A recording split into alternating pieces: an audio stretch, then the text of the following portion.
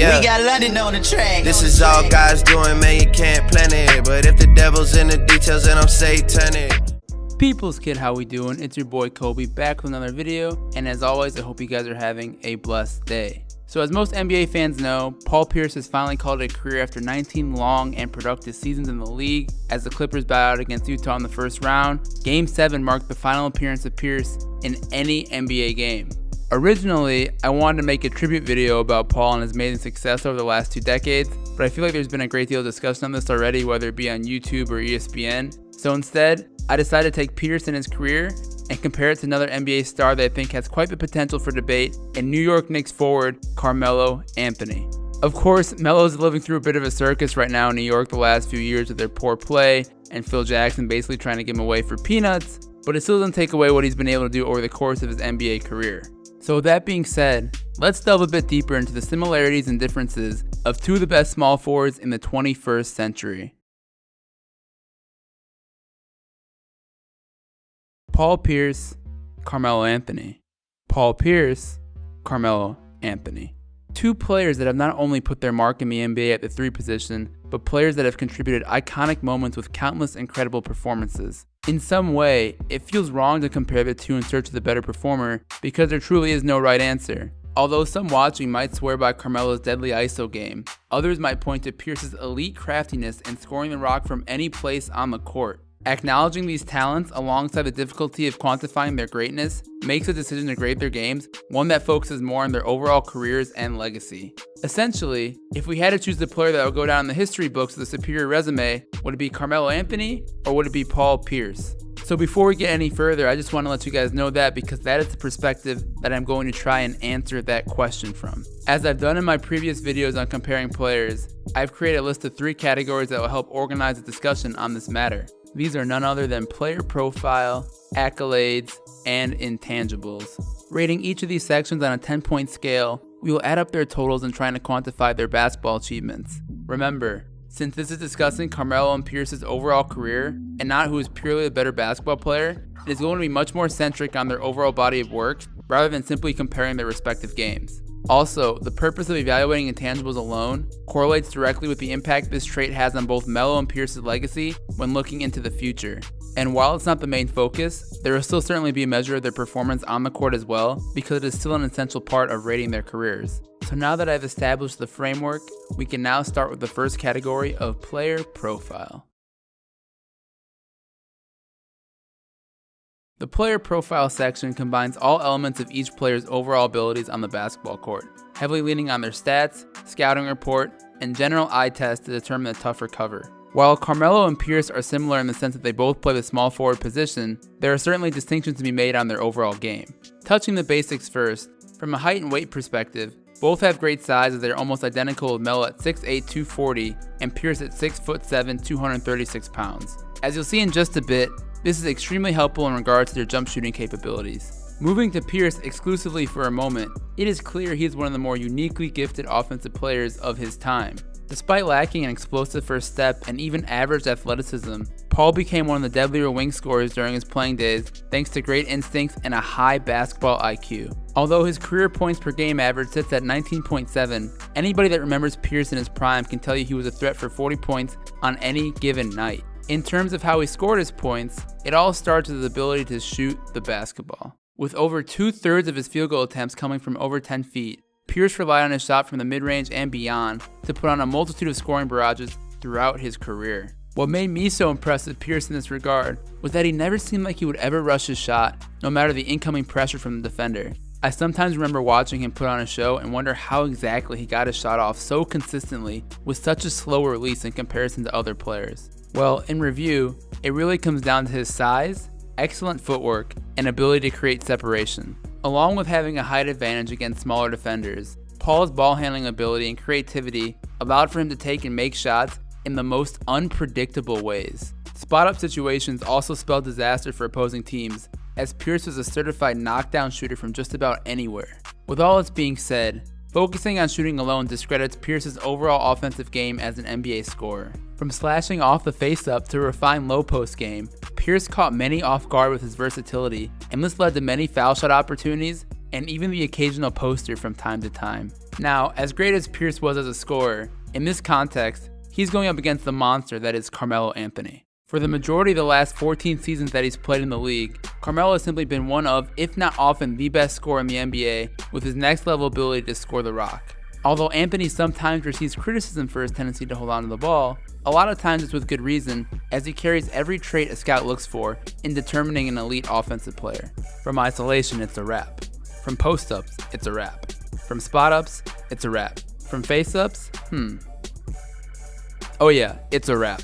I mean, honestly, I really don't need stats to show you how good Melo is as a scorer, and could just let the tape do the talking, but at the same time, it only helps, so let's quickly knock off a couple stats. For his career, Carmelo averages 24.8 points per game on 45% shooting, and has topped the 25 point per game benchmark 7 times in 14 seasons. He has one NBA scoring title, and is poised to become one of the youngest players in NBA history to reach 25,000 career points. While we all know Carmelo for his unguardable mid-range jumper, credit him on also becoming a great option from behind the three-point line at the height of his career. When comparing him to Pierce, the main difference that I would say with him is simply the explosion Carmelo carries when attacking the rim, and also his quicker rise-ups in shooting situations. Combining all these aspects makes me personally believe it puts Anthony as a tougher cover for defenders more consistently on average. Now, before people may wonder if I am biased for Melo, I will point out that Pierce to me is the superior passer and playmaker. Carmelo definitely doesn't lack the ability to set up teammates, but Pierce has always been more willing and capable when the situation asks to do so. Further, although both are generally considered subpar on defense, I would personally argue Paul has offered more throughout his career, especially when you consider his presence on the Thibodeau-led defensive Celtic teams that reached the NBA Finals twice in 3 years. So thus, where does this leave us on rating them in this category? In my opinion, I have to give Pierce an 8.5 out of 10 and Carmelo a 9 out of 10 for the simple fact that I believe Anthony is truly the superior basketball player. Again, since this section focuses solely on their player ability and not career, I have to be honest on who I'd rather start my team with if given the option. As many NBA players have come out and argued Anthony as the toughest player to guard, I think this category is where Carmelo will really be remembered most in his legacy when talking about his scoring ability. Not to say you can't make the case for Paul Pierce here, but it definitely is an uphill battle if we consider the status of Carmelo's superstardom in the NBA for so long. Also, while it is subjective, I also think the eye test favors Melo here for the reasons already mentioned. Nonetheless, as there remains 2 categories that focus on career accolades and intangibles, Pierce can still easily make up this difference. Without a doubt, the accomplishments that a player achieves is incredibly critical to determining their career. No matter how great a player may be on the court, there is no denying how important accolades are in providing a stronger argument as it pertains to your legacy. Although Kobe Bryant and Tracy McGrady are very comparable at the peaks of their career, Bryant decisively wins the matchup in the eyes of every NBA fan because of his far superior career achievements. Personally, I don't believe there to be this large of a gap between Pierce and Melo, so it's best we actually go through some of their greatest accomplishments. Starting first with Carmelo this time, his career to date shows a player with 10 All-Star selections, 2 All-NBA second team selections, 4 All-NBA third team selections, an NBA scoring title, and an All-Rookie team selection in 2004.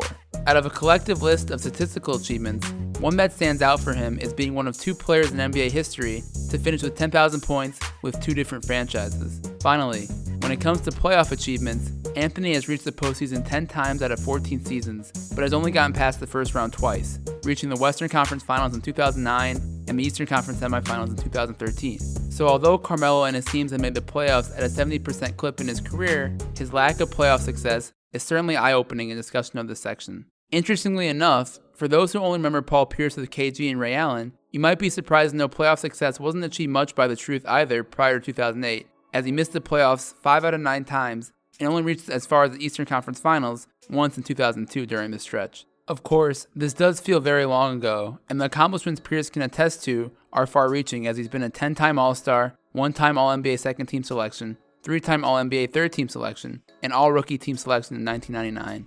Having said all this, the biggest accomplishment of Pierce's career occurred in 2008 when he and the Boston Celtics defeated Kobe Bryant and the Los Angeles Lakers in 6 games, while also winning the Most Valuable Player award for the series. As he etched his name in Boston history by becoming the 5th Celtic to be given MVP honors, Pierce boasts an achievement that very few players in this league will ever accomplish. So in comparing Pierce and Carmelo's accomplishments, it's safe to say the title and subsequent Finals MVP Pierce won tilts the balance of power to Paul in this category. Even if we include Carmelo's non-NBA achievements such as winning the NCAA title in 2003 and his success with Team USA for the last decade, just about any NBA player who has won a championship will tell you it's their greatest accomplishment. Think about it like the classic dinner of steak and potatoes. Winning the NBA championship is the steak, and everything else like all-star selections and Olympic basketball honors are the potatoes. Don't get me wrong, I love my potatoes like anyone else, but it's simply not a full meal without the steak. And it's for that reason I have to give Carmelo an 8 out of 10 and Pierce an 8.5 out of 10.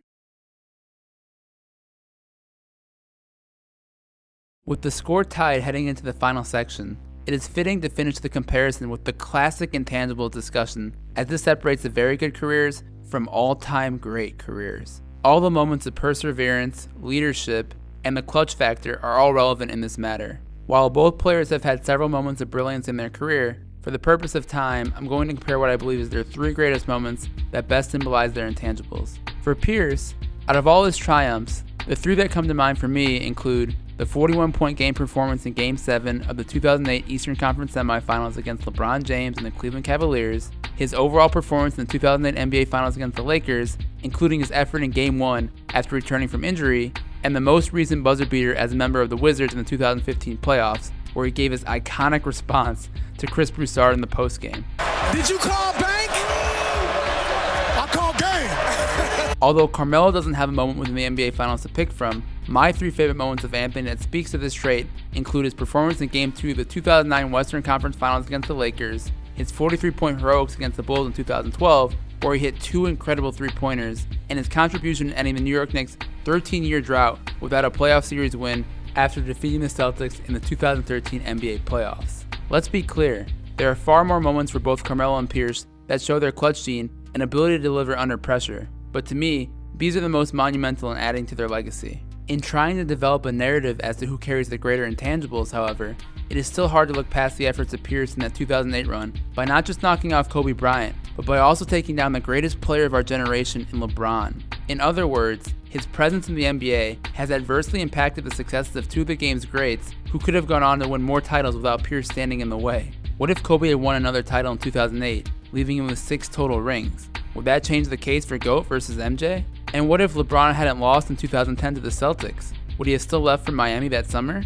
Quite honestly, Pierce has literally changed so much in the legacies of other players, and by virtue, his success stories are undoubtedly ingrained in their failures. And look, I'm not dumb. I know Pierce isn't solely the reason for the Celtic victories. They were the definition of team basketball. But at the same time though, when we think of intangibles, it comes down to being able to perform on the biggest stage and deliver against the very best. Simply put, Pierce has done that in his career, and Carmelo has not. For that reason, I have to give Pierce an 8.5 out of 10 and Carmelo a 7.5 out of 10 for intangibles. Adding up the totals, and this officially gives Pierce the nod for the greater career. Before Carmelo fans come at me for my conclusion, realize that he still has time to change his legacy before it's all said and done. Although he's probably past the point of winning a title as the number 1 option, winning a ring as a major piece of a championship team will add points to both accomplishments and intangibles, most likely putting him atop Pierce for the greater career. Now if he were to do that in New York, he would become an instant legend, and Knicks fans would worship him to the end of time. Of course, that'd probably have to happen on another planet because I just don't see that happening on Earth. But all jokes aside, as Pierce heads into the sunset, Carmelo still has the chance to impact his legacy for the better in his final chapter. At the end of the day, it still really is anyone's guess as to what will happen on the next episode of the Carmelo Anthony Tales. As Paul Pierce's right-hand man said in 2008, anything's possible.